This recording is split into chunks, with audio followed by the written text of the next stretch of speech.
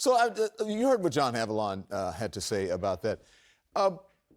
Bakari, how much of this is Terry McAuliffe's own fault, that he just ran a bad campaign? I mean, as someone who's run a statewide race and been in a room like this, I can tell you that hindsight's always, 20/20. I mean, you wish you would have done things differently. We're not just saying that now, though. People have been saying that he's. I think in a nationalized race, inspiring. In a nationalized race, in a nationalized environment, you can't escape the drag that Washington Democrats have been on Terry McAuliffe. And yes, I'm beating on them, and I think that's rightfully so. I mean, you can talk about the American Recovery Act. You can talk about shots in arms. You can talk about the things that Joe Biden has done with the courts. All things that I'm championing, that I will champion on social media and yell at the mountaintop. But what Alice has been talking about and what Republicans, Alice and Scott Jennings, have actually gotten this thing right. I don't know if I'd ever say that again, but Can you say that again? yeah, Alice and Scott Jennings have gotten this right. Democrats have missed how voters feel. They've missed how to make voters' lives better, tangibly, like how they feel today. And yes, what we did when we got elected to get people out of COVID is great. Judges may impact you in the future, but right now people want to know about, the gas pump. People want to know about prescription drug prices. People want to know about all of these things that we just seem like we're unable to accomplish, and we have the majority. So there were a few things, pardon the interruption, a few things that he couldn't help. Obviously, he couldn't help the fact that Joe Biden has low approval ratings. He cannot help the fact that there's dysfunction in Washington. There's no wins on the board with regard to a lot of these promises and spending plans. And Democratic voters probably feel like the dog that caught up to the car. We got him here. Now we don't have anything to show for it. And what do we do from here? What if he had treated Joe Biden the way that Youngkin treated Donald Trump? Did he not have that option because Joe Biden is in office now? Obviously the sitting president, and you're going to have him come in. You're going to have Kamala Harris. You're going to have surrogates come in. But I think more of a strategic mistake that the McAuliffe campaign made was not so much, the biggest factor was making this all about Donald Trump and trying to tie Youngkin up with Donald Trump. But he alienated a key voting bloc for any candidate, parents. Yeah, he alienated parents by saying, he made one of the biggest. He made one of the largest and probably most consequential gaffes on the campaign trail that you'll see. Now, I think the combination of everything is why he lost. But the gaffe of saying that parents don't belong in the, and I'm paraphrasing here, he would know it better than anybody, but parents shouldn't have a role or say in the education of their children.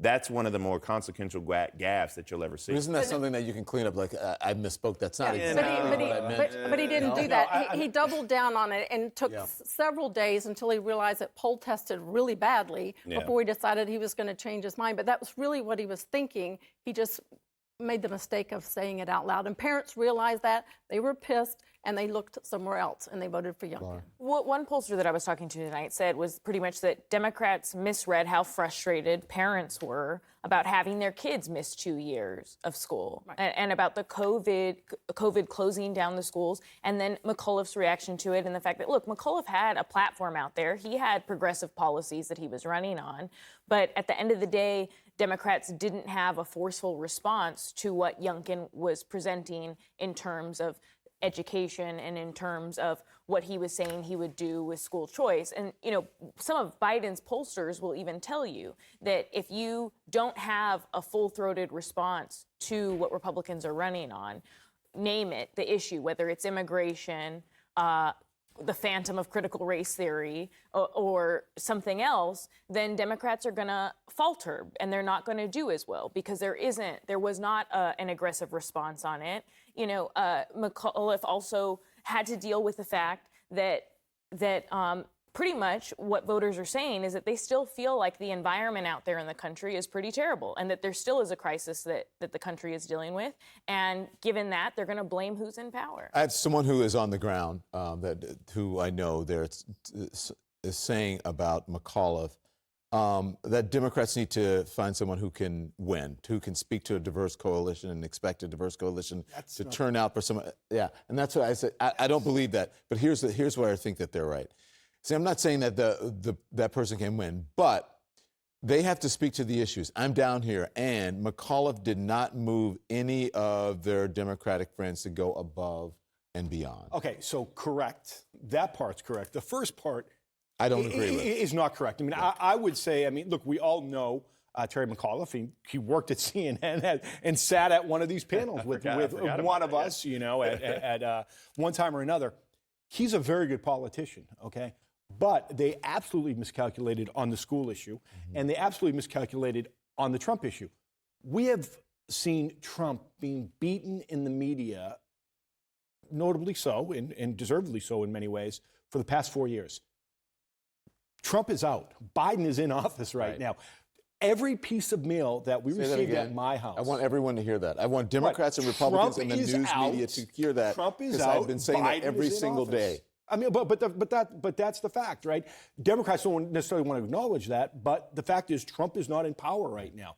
And that, I think, was an absolute miscalculation. Again, every piece of mail that we received, and this is the most direct mail we've ever received at my house, ever. And think about that. In this day and age where everything is moving digitally, like all the persuasion campaigns are moving digitally, mail is like an old school type of way to persuade voters. We got a piece of mail every day from the Democratic Party of Georgia, of Virginia. Imagine if it was Georgia. That'd be interesting. Right? But of Virginia. I wouldn't be surprised. Pushing the Youngkin endorsed by Trump a message. People didn't care about it. Received one piece of mail about abortion in the last week. Can I mention two quick points? And I think that they both bear just saying, and they don't really go together.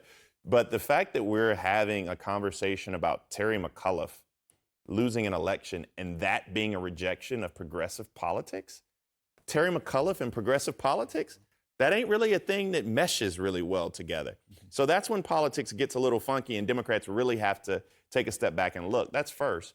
And the second thing is, when you talked about the missteps, and it's something that was sizzling in my spirit a lot, the lack of investment of the Democratic Party in this race into black communities is astonishing. And we utilize the same playbook that I thought we had broken ourselves away from.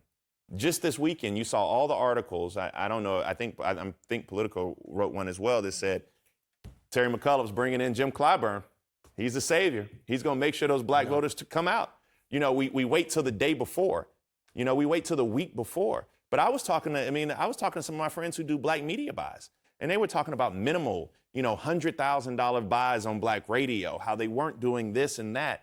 And we always want to just talk to black voters after Labor Day. But how are you going to get the black vote when you're not talking about, voting rights and voter suppression? I've been saying that for a long time, and there you go. I don't know what the commercials there were you supposed go to again, say. Ronald Reagan. Especially when you're not talking about criminal justice reform and voting rights and things that actually matter. I don't know what the ads are going to say, but still, they didn't even run them to even. Well, just one more thing, just so you know, they said that let's see, black groups and orgs endorsed Youngkin down in Virginia Beach area. First time ever. Well, and that's the key. One of the successes of the Youngkin campaign is, again, they did not leave any voting bloc out of their scope. Yes, the way you get a vote and support from a voting group is you show up and you ask up and you get their support. He did that with African Americans, he did that with women, he did it with many Hispanics, and that was the key to them making up a lot of the lost ground. And I tell you what, if McAuliffe had given the speech he gave tonight throughout his entire campaign, he would be in a different spot, because the one word he did not say tonight, Trump. Yeah. He focused on health care. He focused on issues that voters are concerned with. Unfortunately, he had already lost the race. I think that a lot of folks need to learn how to quit Trump. Exactly. Republicans, Democrats, news media.